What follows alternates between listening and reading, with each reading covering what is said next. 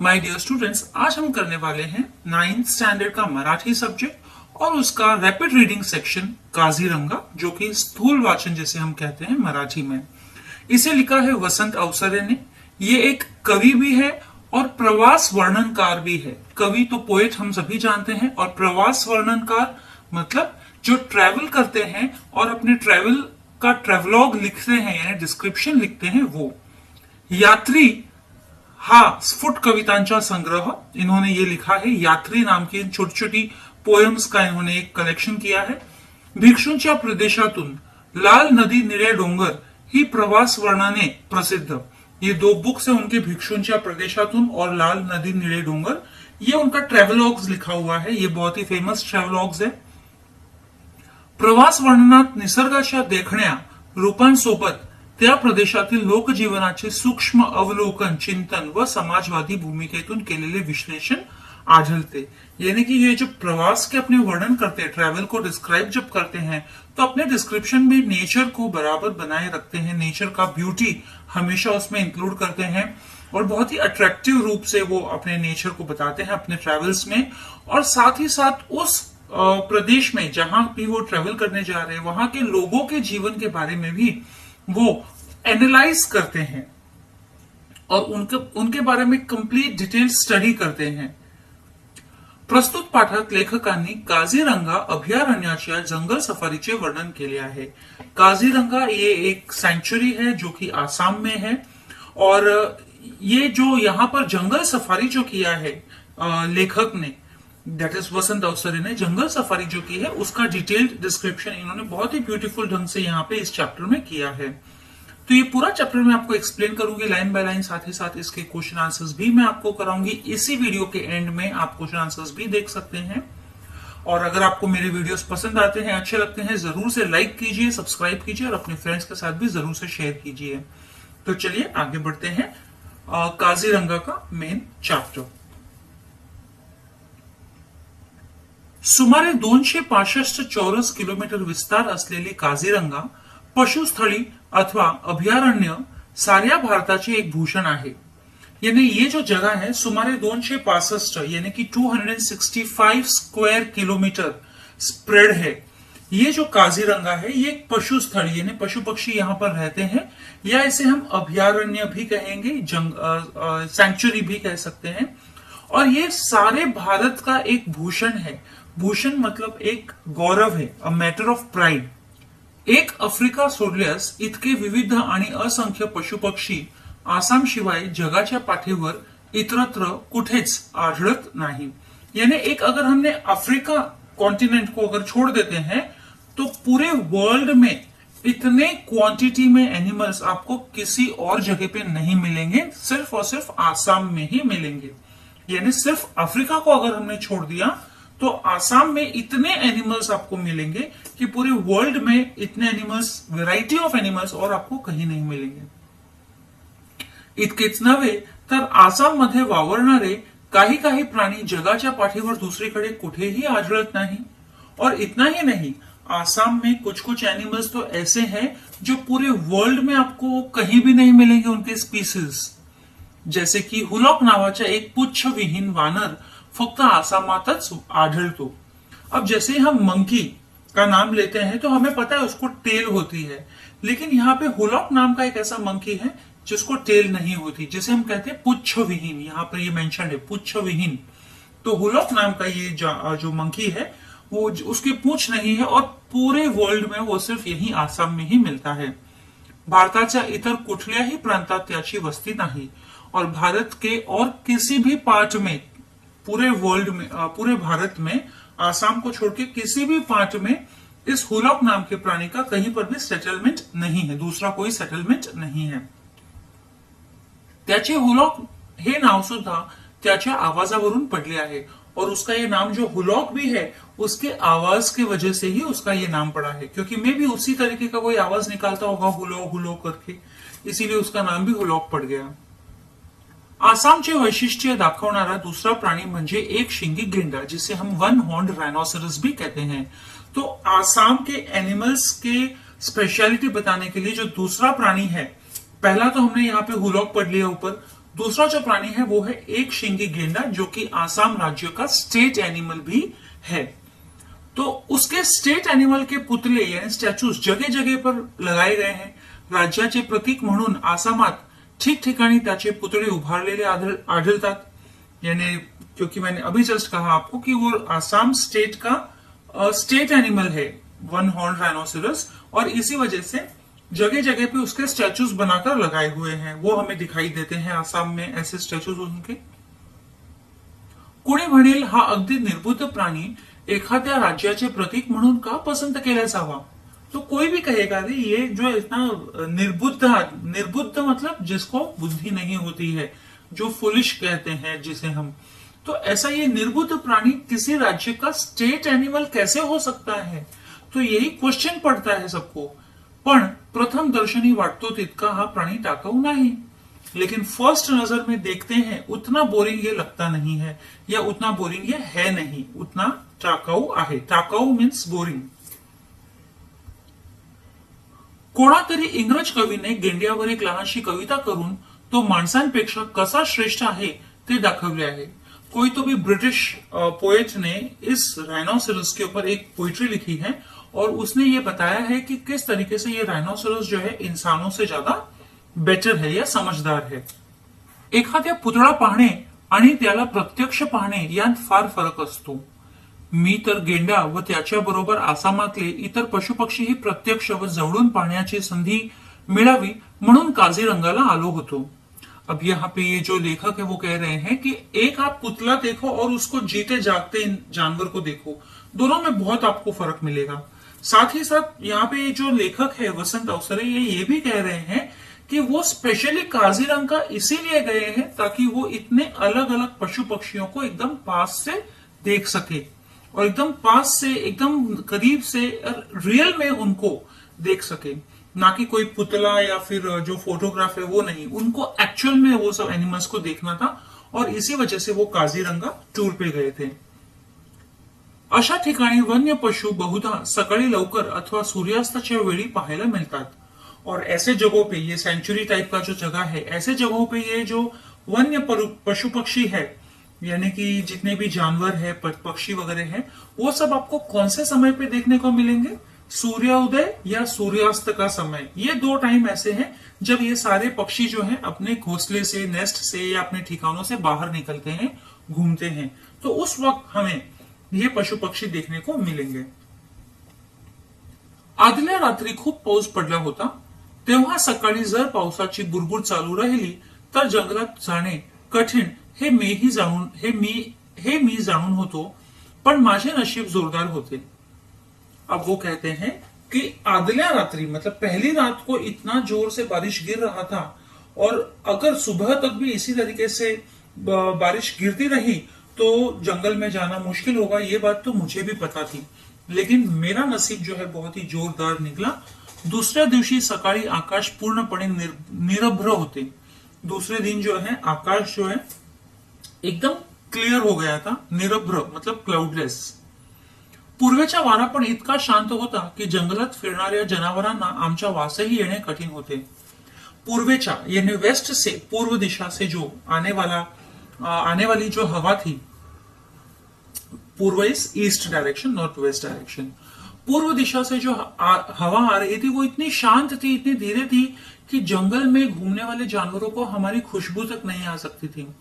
अब हम इंसानों की खुशबू कैसे पहुंचती है जानवरों तक? जब हवा बहती है तो हवा के साथ इंसानों की खुशबू भी बहती है। तो उस तरीके से यहाँ पे बताया गया है। पूर्वेचा वारा पण इतका शांत होता, मतलब ईस्ट से जो आने वाली हवा थी वो भी इतनी शांत थी कि जंगलात फिरणाऱ्या जनावरांना, कि जंगल में घूमने वाले जानवरों को आमच्या वासही येणे कठीण होते, हमारा स्मेल भी नहीं आ सकता था। काझीरंगाची भूमि ही कर्दम भूमि आहे। कर्दम भूमि मतलब कीचड़, कर्दम इज कीचड़। तो काझीरंगा ये जो है वो पूरा कीचड़ से भरा हुआ है। इथल्या कमरे इतक्या चिखलातून फिरणे माणसाला अशक्यच, और यहाँ पर तो एकदम कमर के जितना कीचड़ भरा हुआ रहता है। मतलब अगर आप वहां पे स्टेप इन करोगे ना तो पूरे कमर तक आप कीचड़ में डूब जाओगे, इतना वहां पे कीचड़ रहता है। सो इथल्या कमरे इतक्या चिखलातून फिरणे माणसाला अशक्यच।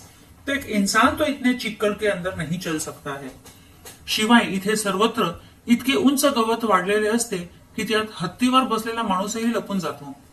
और साथ ही साथ ये पूरे काजीरंगा में इतने ऊंचे ऊंचे ग्रास ग्रो रहते हैं, इतने ऊंचे रहते हैं वो, कि इतने ऊंचे ग्रास के अंदर तो हाथी के ऊपर भी जब हम बैठते हैं तब भी हम गायब होते हैं, मतलब तब भी हम दिखाई नहीं देते हैं, इतने ऊंचे ग्रास होते हैं. प्रवाशांना या जंगलात फिरवून आणण्यासाठी आसाम सरकारने 15-20 हत्ती खास शिकवून तैयार ठेवलेले आहेत. अब प्रवाशाना यानी कि जो भी टूरिस्ट आते हैं इस जंगल में घूमने के लिए, तो उनको वो जंगल पूरा घुमाने के लिए यहाँ की सरकार ने, गवर्नमेंट ने खास करके 15 से 20 हाथी स्पेशली ट्रेन किए हैं. हे हत्ती वन्य पशुओं घाबरत नाहीत, और ये जो एलिफेंट्स है ये किसी भी तरह के जंगली जानवरों से घबराते नहीं है. वह दाट गवतातूनही ते मार्ग काढू शकतात और इतने घने घास में से भी वो अपना रास्ता ढूंढ के निकाल ही लेते हैं. साधारणतः असा समज आहे की गेंडा हत्तीच्या अंगावरून चालून जातो, और साधारणतः ऐसी समझ भी है कि हत्ती अगर गेंडा भी उसके ऊपर से चला जाएगा तो भी हाथी को पता नहीं चलेगा. पण शेजाऱ्याला निष्कारण त्रास देणे वन मनुष्याच्या रक्तातच नसते. लेकिन कोई भी अपने आस पड़ोस को, जो शेजारी यानी कि नेबर्स, उनको बिना कोई कारण त्रास देना या तकलीफ देना, ये वन पशुओं के रक्त में नहीं है, यानी उनके खून में नहीं है. ये उनकी आदत बिल्कुल नहीं है कि बिना किसी वजह से किसी को तकलीफ देना. गेंडा देखील या नियमाला अपवाद नाही, और ये जो गेंडा है ये भी इस नियम के लिए कोई अलग नहीं है, इसके लिए भी यही नियम लागू होते हैं. क्वचित केव्हा तरी एकटा असलेला गेंडा समोर येणाऱ्या पशुवर धडक मारायला निघतो. क्वचित यानी कभी, वंस अपॉन अ टाइम हम बोल सकते हैं कि कभी अकेला गेंडा जो है अपने सामने आने वाले पशु के ऊपर धड़क मार के उसको गिरा देता है. ऐसा हमने कम ही सुना है. पण एकल कोंडेपणाचे पर्यवसान तिरसटपणात झाले. लेकिन कभी कभी होता है ऐसा कि एकलपना यानी कि अकेलापन, लोनलीनेस होने की वजह से थोड़ा डिस्गस्ट हो जाता है, गुस्सा आ जाता है इंसान को. तो वो तो फिर भी जानवर है गेंडा, तो उसको भी गुस्सा आना स्वाभाविक है, नाही तर नवर. अगर गुस्सा नहीं आया तो वो हम अजीब बात मानेंगे. जगातील प्रचंड काय प्राण्यांत भारतातील एक शिंगी गेंड्याचा 4था नंबर लागतो म्हणतात. मतलब ऐसा कहा जाता है कि इस वर्ल्ड में जितने ह्यूज एनिमल्स है उसमें इस गेंडे का, आसाम के इस गेंडे का 4th नंबर आता है. तो पहला किसका नाम है पूरे वर्ल्ड में? अफ्रीकी हत्ती, सबसे ऊंचा बड़ा अफ्रीकी हत्ती है. दूसरा भारतीय हत्ती है. वो अफ्रीकेतला सफेद गेंडा, अफ्रीके का सफेद गेंडा, इन सबका समावेश है. और चौथा तो ये एक शिंगी गेंडा है ही. जंगलात फिरण्यासाठी मला एक हत्तीण मिळाली होती. अब लेखक अपने बारे में बता रहे हैं कि जंगल में घूमने के लिए मुझे एक हत्तीण यानी कि फीमेल एलिफेंट मिली थी. तिचे नाव वैजयंती असे होते. उसका नाम वैजयंती था. मोठी देखणी, बहुत ही अट्रैक्टिव थी वो. इंद्राच्या ऐरावताची मुलगी शोभेल अशी होती थी. जैसे इंद्र भगवान का जो हाथी है उसको नाम ऐरावत दिया गया है. बहुत ही सुंदर हाथी है वो. ऐसे लगता है जैसे वो किसी वो ऐरावत की ही बेटी हो, इतनी सुंदर थी वो. आणि चालत पण होती अशी ऐटीत, और चलती भी थी ऐसे ऐट में, ऐसे प्राइड में, कि गवतातून चालताना जणू रेशमी साडी सळसळते आहे असे वाटते. और इतने ऐट से चलती थी कि जब वो घास से भी चलती थी तो ऐसे लगता था मानो जैसे कोई सिल्क की साड़ी सलसल सल करके आवाज कर रही है. मतलब उनका मूवमेंट भी पता नहीं चलता था जरा सा भी. निघण्यापासून थोड्याच वेळात ती एक जराशा उघड्या ठिकाणी आली आणि माहुताने खून केल्याबरोबर उभी राहिली. अब जब ये लोग निकले थे, ऑथर ये लोग लेखक जब घूमने के लिए निकले थे, तो निकलने के बाद में ये पहली बार कहीं पर रुकी, और वो भी तब जब माहुत ने उसे इशारा किया. माहुत वो होता है जो एलिफेंट को ट्रेन करता है और उनको चलाता है. समोरच आमच्या जवळ एक गेंडा अगदी निश्चल उभा होता. माहुत ने उस एलिफेंट को क्यों रुकाया? ओपन स्पेस था वो, और वहां पे रुका दिया. और उनके सामने ही जस्ट एक गेंडा जो है वो वहां पे आके खड़ा था, एकदम निश्चल, बिना आवाज किए. चिलखत घालून पहाऱ्यावर उभ्या असलेल्या एखाद्या विशालकाय योद्धासारखा. चिलखत मतलब जो प्रोटेक्टिव शील्ड होता है. जब सोल्जर्स लोग लड़ने जाते हैं तो वो लोग एक प्रोटेक्टिव शील्ड पहन के जाते हैं ना सामने की तरफ अपने बॉडी पे. तो वैसा वो मानो जैसे उसने भी एक शील्ड पहन रखा हो और पहाड़ियावर यानी कि वो एक बॉर्डर पर खड़ा था, एक किसी योद्धा के समान, जैसे कोई बहुत बड़ा एक योद्धा खड़ा है उस तरीके से वो खड़ा था वहां पे। जराशी मान हलवून त्याने आमच्याकडे पाहिले व मनात नक्की केले की आपली जागा सोडून पुढे मागे होण्याची जरुरी नाही। उसने जरा सा गर्दन हिलाकर हमारी तरफ देखा उस गेंडे ने, और फिर वो समझ गया, मन में समझ गया कि अब उसको ये जगह छोड़नी नहीं है, यहां वहां होना नहीं है। त्याचा फोटो घेण्याची माझी मनीषा जाणून माहुताने हत्तीडीला चुचकारत चुचकारत उभी केली। मी गेंड्याचे मनसोक्त फोटो घेतले। अब उसका फोटो लेने के लिए जो मेरी जो इच्छा थी वो माहुत को समझ में आ गई थी, इसीलिए माहुत ने हत्तीन को यानी वैजंती को चुचकारत चुचकारत मतलब कि आवाज देते हुए, उनका एक स्पेशल सिग्नल है किस तरह से हाथियों को बुलाते हैं बात करने के लिए, वो सिग्नल देते हुए उसको एक जगह पे खड़े रहने के लिए मना लिया। और उसी वक्त मैंने जो है उस गेंडे के मनसोक्त दिल खोल के मैंने बहुत सारे फोटोज उसके ले लिए। त्या माहुताकडून दोन गोष्टींची माहिती मिळाली। बाजारात गेंड्याच्या नाकावरील शिंगाची किंमत जवळजवळ 2000 रुपये इतकी असते, ही एक, व दुसरी अशी की शरीर थंड राखण्यासाठी चिखलाने अंग माखून घेणारा गेंडा हा सामाजिक आयोगाचा भोक्ता है। अब ये लेखक जो कह रहे हैं कि वो जो माहुत है यानी कि जो एलिफेंट ट्रेनर है, एलिफेंट चलाने वाला, उससे मुझे दो बातों का पता चला, दो बातें पता चली। पहले ये कि बाजार में गेंडे का जो एक शिंग है ना, उसकी कीमत करीब करीब 2000 रुपए है। और दूसरी ये कि अपने शरीर को ठंडा रखने के लिए, धूप से बचाने के लिए पूरा चिक्कड़ जो है वो अपने अंग पे लगा के रखता है गेंडा। और साथ ही साथ वो सामाजिक आरोग्य यानी कि हेल्थ का भी एक भोक्ता है, वो हेल्थ का भी बड़ा ही ध्यान रखता है। संबंध मोठ्या जंगलात फक्त एकाच ठिकाणी जाऊन तो आपली विष्ठा टाकतो, यानी कि अगर उसे पॉटी करना है तो पूरे जंगल में सिर्फ एक ही जगह जाता है, वहां पर वो जाके अपना एक्सक्रीटा निकालता है। कित्येक मैल दूर असला तरी त्याच एका जागावर तो नेहमी परतून येतो, चाहे कितनी भी दूर हो वो उस जगह से, तो भी अगर उसे कभी भी फील हुआ कि उसे पॉटी करनी है तो वो उसी जगह पे आएगा, चाहे कितना भी दूर हो वो उसी जगह पे आएगा और वहीं पर अपनी विष्ठा डालेगा। घाण वाटेल तेथे टाकू नये, मतलब ऐसे ही नहीं कि कहीं पर भी कर दिया कि अच्छा ना लगे, घाण लगे। शेजाऱ्या पाजाऱ्यांना त्रास होईल असे वागू नये, और हमारे आस पड़ोस वालों को त्रास हो, परेशानी हो, ऐसा उसे करना नहीं था। हे समझणारा गेंडा निसंशय शहाणाच म्हटला पाहिजे। तो ये समझने वाला गेंडा तो साधारणतः बिल्कुल शहाना ही माना जाएगा, है ना। अब स्टार्टिंग में ही लेखक ने लिखा था वहां पे कि वो एक निर्बुद्ध प्राणी जैसा दिखता है, तो वो कैसे एक स्ट्रेट एनिमल हो सकता है।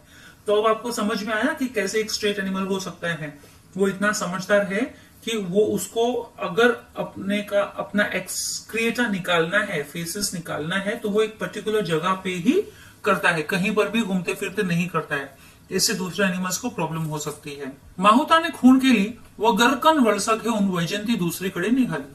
अब जैसे ही माहुत ने खून किया, खून यानी इशारा, दिस खून मीन्स इशारा। माहुत यानी ये जो एलिफेंट जो चलाने वाला होता है ना, उसको सारा जो एलिफेंट को सब कुछ वो डायरेक्शंस देता है। तो माहुताने खून केली वो गरकन वळसा घेऊन वैजंती दूसरीकडे निघाली। जैसे ही इशारा किया वो टर्न लेकर वैजंती जो है दूसरी तरफ निकल गई। त्याच वेळी एक पांढरा शुभ्र गाय बगड़ा डोक्यावरून पंख हालवत उडाला। अभी उसी वक्त एक पांढरा शुभ्र, पांढरा सफेद झक, गाय बगड़ा, बगड़ा is an bird called as crane, CRANE, crane नाम का एनिमल बर्ड आपको पता होगा, बहुत ही व्हाइट कलर का होता है। और उसे गाय बगड़ा इसलिए कहा जाता है कि जहां पर भी भैंसें आपको दिखेगी वहां पर उन एरिया में ये आपको मिलेगा। क्यों? क्योंकि जब भैंसें चलती है पानी में, कीचड़ में, तो जितने भी मच्छर कीटाणु छोटे छोटे होते हैं, बीटल्स वगैरह, वो सब उड़ जाते हैं हवा में। भैंसों के चलने की वजह से, पानी हिलने की वजह से वो उड़ जाते हैं हवा में, और ये बगड़ा जो है, क्रेन जो है, उन्हीं इंसेक्ट्स को खा लेता है। तो इसीलिए ये बगड़ा उसी जगह पे मिलेगा जहां पर आपको बफेलोस का हर्ड रहेगा। तो देखो उसी वक्त वो कहता है लेखक की जो जब वैजंती दूसरी तरफ मुड़ी तो एक पांढरा शुभ्र गाय बगड़ा हमारे सर के ऊपर से उठते हुए आया। मी लगेच मनात नक्की केले की जवळ जवळ कुठेतरी रान म्हशींचा कळप असला पाहिजे। तो मेरे दिमाग में आ गया कि ये रान बगड़ा, ये गाय बगड़ा इधर दिखा है, तो इसका मतलब नक्की यहाँ पे पास में किधर तो भी रान मशी यानी जंगली भैंस, इनका एक हॉर्ड तो यहाँ पे मुझे मिलेगा ही मिलेगा। कड़प मीन्स हॉर्ड। माझा तर्क खरा ठरला और मेरा जो रीजनिंग था वो बिल्कुल सही निकला। गिरकी घेऊन बगळा जिथे उतरला त्या दिशेने माहुताने वैजंतीला हाकरले।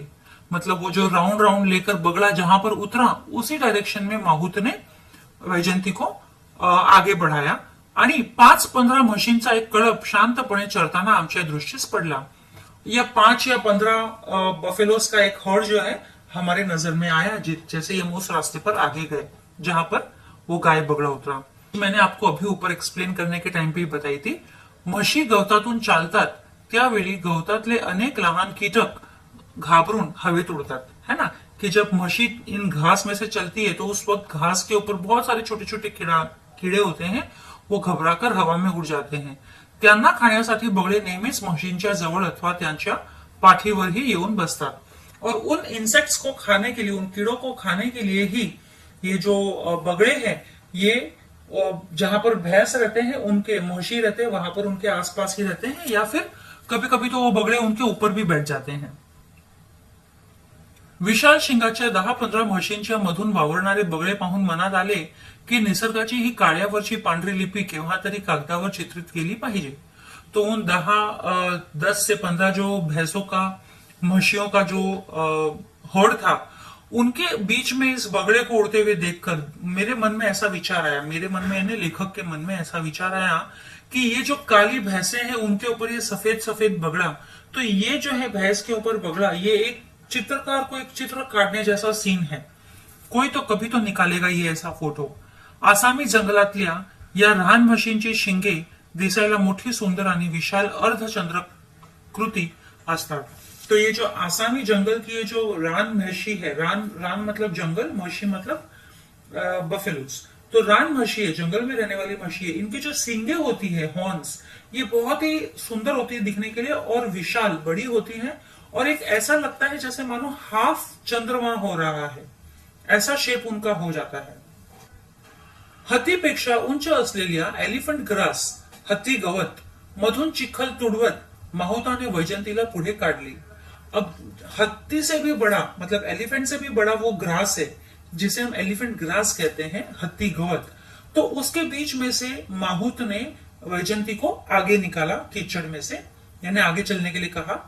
थोडे अंतर चालून गेल्यावर मध्येच थांबून तिने सोंड वर केली आणि तुतारीसारखी दीर्घ किंकाळी फोडली। थोड़ा सा आगे जाने के बाद में वो वहीं पर बीच में ही रुक गई और उसने अपना ट्रंक, सोंड यानी ट्रंक ऊपर किया और जैसे मानो वो हवा में चारों तरफ उसे घुमाकर सुगंध ले रही है, खुशबू ले रही है, बास ले रही है कि वो कुछ सूंघने की कोशिश कर रही है। और तुतारी साल की दीर्घ किंकाड़ी फोड़ली। तुतारी एक म्यूजिकल इंस्ट्रूमेंट होते हैं जिसमें हवा ब्लो करके बजता है। ये राजा महाराजाओं के टाइम पे आप देखोगे जब होशियार वगैरह बोलते हैं तो ऐसा वो तुतारी बजाते रहते हैं। तो वो तुतारी जो है उन्होंने तुतारी के जैसा एक दीर्घ किंकाळी बजाई। मला वाटले काहीतरी संकट आहे, तो मुझे तो ऐसे लगा कि एलिफेंट ये इस तरह से बिहेव कर रही है वैजंती, तो कोई तो भी वहां पे आगे डेंजर होगा। माहुताने इकडे तिकडे नजर फिरवली आणि हत्तीणीला पुढे चालण्याची सूचना दिली। माहूत ने यहाँ वहां नजर घुमाया और हत्तीण को आगे चलने की सूचना दे दी, यानी कि इशारा कर दिया कि आगे चलो। सावधपणे पावले टाकत गवतातून चालत ती एका डबक्यापाशी आली। तो अभी हत्तीण जो है, ये वैजंती जो है, सावधपणे एकदम संभल के अपना पैर रख रही थी आगे और घास में से चलते चलते वो एक डबके के पास में आई। डबका मतलब एक छोटा सा पूल, तालाब, पॉन्ड। डबक्याच्या काठावर एक हरिण मरून पडले होते और वहां पे at the corner of that डबक्या यानी पॉन्ड के पास में ही एक हरिण यानी डियर वहां पर मरा हुआ पड़ा था। हत्तीणीने पुन्हा एक किंकाळी फोडली आणि तोंड हवेत फिरवून चारी दिशांचा वास घेतला। तो हत्तीण ने वापस से एक बार वो किंकारी निकाली, ट्रंक से अपना ट्रम्पेट किया और चारों तरफ में दिशा में अपना ट्रंक घुमा के वहां का वास लिया, सुगंध लिया। जणू काय मृत्यूची पावले आजूबाजूला कुठे रेंगाळत आहेत की काय याचा मागोवा ती घेत होती। तो जैसे मानो वो ये जानना चाह रही हो कि कहीं आसपास में कोई मृत्यु का कोई इशारा तो नहीं है, किसी की मौत का इशारा तो नहीं है, कहीं हमारे पास चुपके से तो नहीं आ रही है। इस तरीके से वो ये अपना ट्रंक फैलाकर जो है खुशबू लेने की कोशिश कर रही थी। माहुताने वैजंतीला जरा खाली वाकायलाच लावले। तो माहुत ने क्या किया, वैजंती को थोड़ा नीचे झुकने के लिए कहा आणि आपल्या सोबत्याला खाली उडी मारायला सांगितले, और जो उसके साथ में जो एक और आदमी था उसको बोला कि नीचे उतरे। त्या सोबत्याने खाली उतरून हरणाच्या प्रेताचे नीट निरीक्षण केले। तो वो जो उसके साथ में जो था, माहूत के साथ में, वो नीचे उतरकर उसने जो हरिण का बॉडी था, डियर का बॉडी, उसको प्रॉपरली ऑब्जर्व किया। कुठल्या तरी प्राण्याने छातीत शिंग खुपसून त्याची हत्या केली होती। किसी जानवर ने उसके छाती में सींग घुसा दी अपनी, और उस वजह से उसकी हत्या हुई है। कितनी नाजुक सुंदर जीव।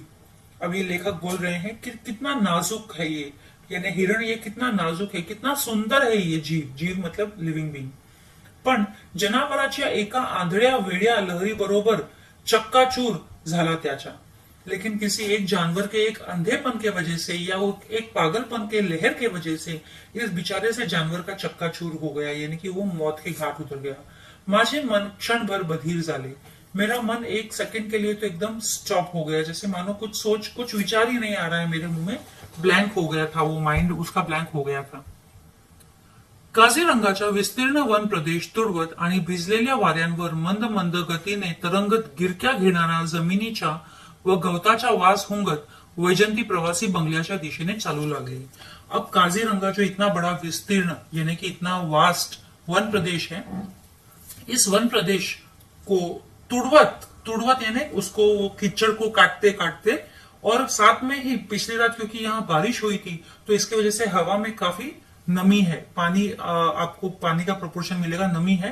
तो हवा जो घूम रही है उस हवा में अपने ट्रंक घुमा के चारों तरफ, और जमीन में जो सर्कल्स होते हैं चलने के वजह से, वो सब सूंघते हुए वैजंती जो है प्रवासी बंगले के तरफ दिशे में मुड़ गई, वहां जाने लगी।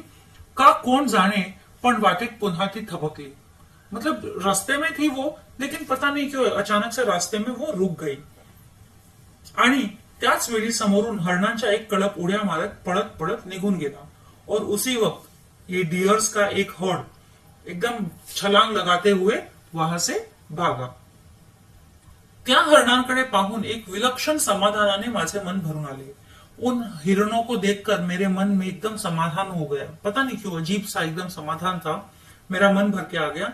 त्याचा तो कळप सारंगाचा आहे असं मनाला वाटू लागले।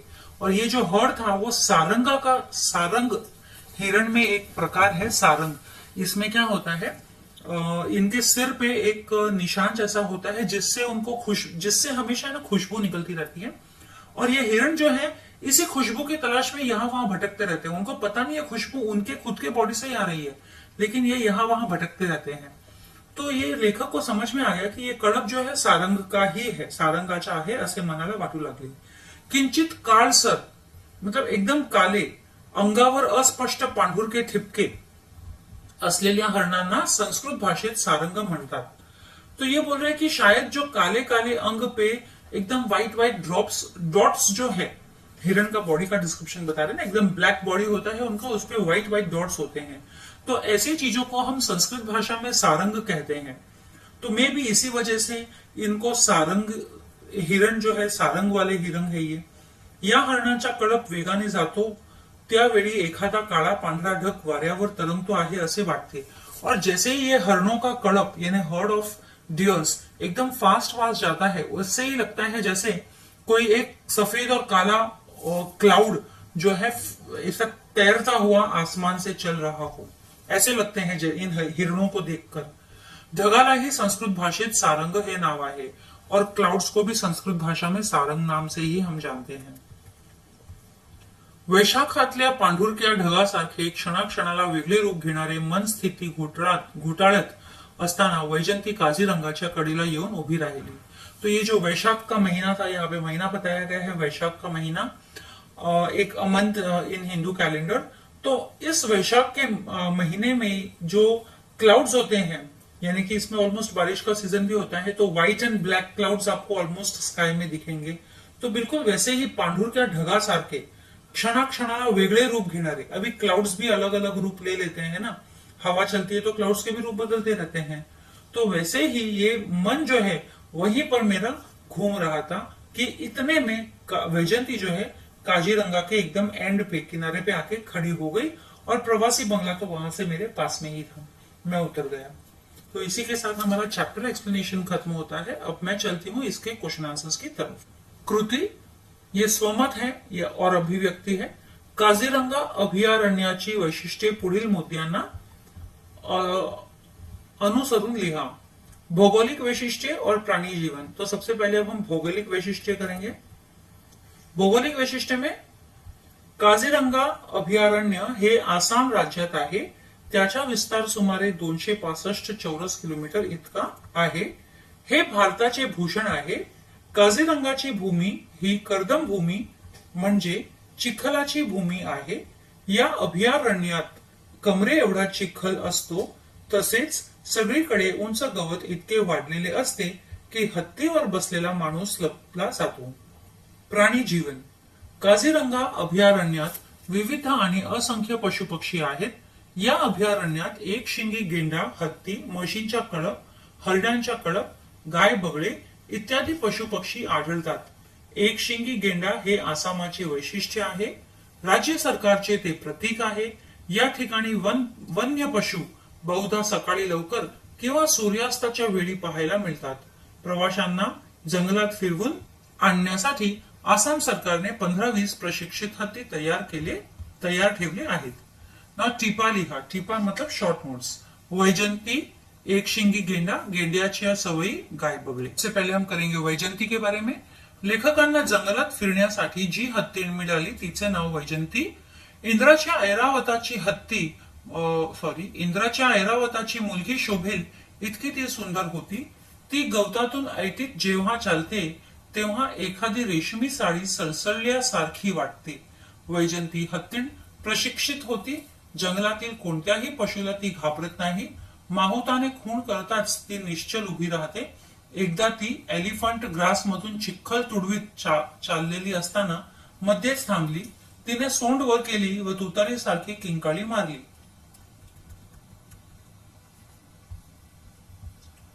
तिला डबक्यापाशी मरून पडलेले हरिण दिसले होते। तिने तोंड हवेत फिरवून चारी दिशांचा वास घेतला। तिला जणू मृत्यूची चाहूल लागली होती। एक शिंगी गेंडा। एक शिंगी गेंडा हे आसामचे खास वैशिष्ट्य आहे। राज्य सरकारचे ते प्रतीक असल्यामुळे आसामात ठिकठिकाणी त्याचे पुतळे उभारण्यात आले आहेत। एका इंग्रजी कवीने तो माणसापेक्षा श्रेष्ठ आहे अशा आशयाची छोटी कविता लिहिली आहे। प्रचंड शरीर असलेल्या प्राण्यात एक शिंगी गेंड्याच्या जगात चौथा क्रमांक लागतो। बाजारात गेंड्याच्या नाकावरील शिंगाची किंमत सुमारे 2000 रुपये आहे। शरीर थंड राखण्यासाठी एक शिंगी गेंडा चिखलाने अंग माखून घेतो। आपली विष्ठा तो एकाच जागेवर टाकतो। वाटेल तिथे घाण न करणारा एक शिंगी गेंडा सामाजिक आरोग्याचा भोक्ता आहे। गेंड्याच्या सवयी। गेंडा हत्तीच्या अंगावर चालून जातो असा समज आहे, पण गेंडा वन्य पशूंना निष्कारण त्रास देत नाही। एकलकोंडेपणाचे रूपांतर तिरसटपणात झाले व क्वचित कधीतरी एकटा असेल तर गेंडा समोर येणाऱ्या पशूंवर धडक मारायला निघतो। एक शिंगी गेंडा शरीराला थंडावा मिळावा म्हणून चिखलाने अंग माखून घेतो। संबंध मोठ्या जंगलात फक्त एका ठिकाणीच आपली विष्ठा टाकतो। तो सामाजिक आरोग्याचा भोक्ता आहे। जंगलात कुठेही लांब गेला तरी पुन्हा तो त्याच जागेवर नेमका येतो। घाण वाटेल तिथे टाकू नये व शेजाऱ्या पाजाऱ्याला त्रास होईल असे वागू नये हे त्याला कळते। गाय बगळे। गाय बगळ्यांचा रंग पांढरा शुभ्र असतो। गाय बगळे रान म्हशींच्या कळपाशी आढळतात। ते पंख हलवत उडतात व गिरकी घेऊन खाली गवतावर उतरतात किंवा म्हशींच्या पाठीवर बसतात। म्हशी गवतातून चालताना त्यावेळी गवतातले लहान मोठे कीटक हवेत उडतात। गाय बगळे हे कीटक खातात। विशाल शिंगाच्या म्हशीमधून वावरणारे बगळे पाहिले की वाटते निसर्गाची काळ्यावरची ही पांढरी लिपी आहे। अब नेक्स्ट क्वेश्चन। प्राण्यांचे गंध ज्ञान या संकल्पनेबाबत तुमचे मत लिहा। प्राण्यांची घ्राणेंद्रिय खूप तीव्र असते। वातावरणातील बदल त्यांना वासामुळे कळतात। प्राण्यांचे गंध ज्ञान चांगले असल्यामुळे ऋतूंमधील बदल त्यांना माणसांपेक्षा लवकर कळतात। पाळीव प्राण्यांना विशिष्ट हालचाली चटकन कळतात। एखाद्या अनोळखी माणसाच्या किंवा कीटकाच्या वास पाळीव प्राण्यांना चटकन कळतो. गायगुरांना मातीतले गंध कळतात. वाघ, सिंह इत्यादी जंगली प्राणी वासांवरून शिकार शोधतात. वैजंती हत्तीणीलाही डबक्याच्या काठावर मरून पडलेल्या हरिणीचे ज्ञान विशिष्ट वासामुळेच झाले. अशा प्रकारे प्राण्यांचे गंध ज्ञान ही त्यांना मिळालेली देणगी आहे. काझीरंगा ही कर्दम भूमी आहे हे विधान सोदाहरण स्पष्ट करा. पशुपक्ष्यांना प्रत्यक्ष पहावे म्हणून लेखक काझीरंगा या आसाम मधील अभयारण्यात आले होते. आदल्या रात्री खूप पाऊस पडला होता. पावसाच्या बुरबुरीमुळे जंगलात दलदल निर्माण झाली होती. दुसऱ्या दिवशी सकाळी आकाश निरभ्र झाले होते. शांत वाऱ्यामध्ये लेखक बाहेर पडले तेव्हा ते म्हणतात की काझीरंगा ही कर्दमाची म्हणजे चिखलाची भूमी आहे. इथे कमरे एवढा चिखल असतो व त्यात फिरणे माणसाला शक्य नसते. सगळीकडे इतके उंच गवत वाढलेले असते की त्यात हत्तीवर बसलेला माणूसही दिसत येत. तुम्ही केलेला जंगल प्रवास याविषयी थोडक्यात माहिती लिहा. इयत्ता 8वीत असताना आमच्या वर्गाची सहल पनवेल जवळ कर्नाला येथील पक्षी अभयारण्यात गेली होती. हे अभयारण्य लिंगाणा डोंगराच्या पायथ्याशी आहे. आजूबाजूला असलेल्या दाट जंगलात पक्ष्यांचे मोठमोठे पिंजरे पाहायला मिळतात. सरत्या पावसाळी दिवसात तो जंगल प्रवास करताना मी भारीच मौज लुटली. आल्हाददायक गार वातावरण, थंड हवेच्या शांत झुळका यांमध्येच विविध पक्ष्यांचे सुमधुर आवाज व खळखळणाऱ्या झऱ्यांच्या गोड नाद मनाला सुखावून गेला. जंगल प्रवासाची खरी मौज आम्ही अनुभवली ती जेव्हा आम्ही लिंगाणा डोंगर चढून लिंगाण्याचे कड्यापाशी पोहोचलो तेव्हा. पायथ्यापासून लिंगाण्यापर्यंतच्या सुमारे 5 किलोमीटर अरुंद पायवाटेचा रस्ता पायी तुडवताना भवतालच्या गर्द दाट झाडीचे आच्छादन होते. जणू आम्ही झाडांच्या डोलीतूनच प्रवास करीत होतो. लिंगाणा डोंगर चढताना दमछाक होत होती, पण लिंगाण्याच्या कड्यापाशी पोहोचलो तेव्हा किती आनंद झाला त्याचे वर्णन मला करता येणार नाही. शब्दसमूह आणि सामासिक शब्द. ज्ञानरूपी अमृत, ज्ञानामृत. 5 आरत्यांचा समूह पंचारती. प्रत्येक घरी घरोघरी. लंब आहे उदर ज्याचे असा तो लंबोदर. गुरु आणि शिष्य, गुरु शिष्य. तो इसी के साथ ही मेरा ये चैप्टर एक्सप्लेनेशन भी खत्म हो गया विद आंसर्स. तो आज मैं यही खत्म करूंगी. जल्द ही मिलूंगी अगले वीडियो में अगले लेसन के साथ में. तब तक के लिए stay safe, stay secure. Thank you.